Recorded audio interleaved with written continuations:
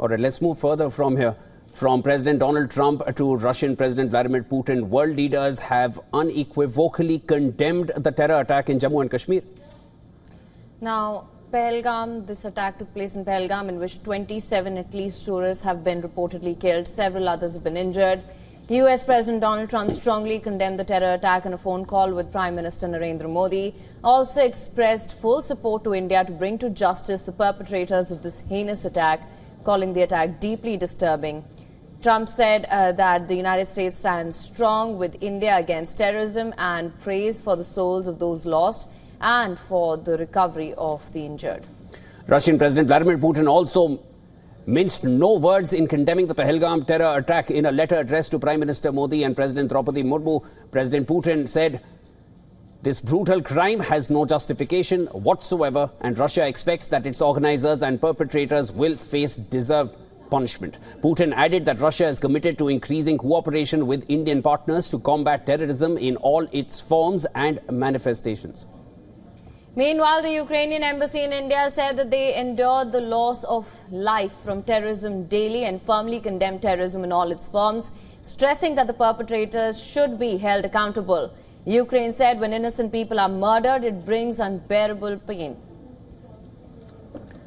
Saudi Crown Prince Mohammed bin Salman also conveyed his condolences, stating that Saudi Arabia stands with India and is ready to offer any needed support. Prime Minister Modi, who was in Saudi Arabia at the time of this attack, cut short his state visit and returned to India earlier than planned. Now, the bilateral meeting between the Indian Prime Minister and the Saudi Crown Prince began with the condemnation of the attack. The meeting began with the reference to the unfortunate terror attack that has happened in India. Both the leaders expressed their condemnation for the terror attack. His Royal Highness Crown Prince conveyed his condolences and sympathies and offered any help in this regard to us. Now, Israeli Prime Minister Benjamin Netanyahu said that he is deeply saddened by the barbaric terrorist attack in Pahalgam, adding that Israel stands with India in its fight against terrorism.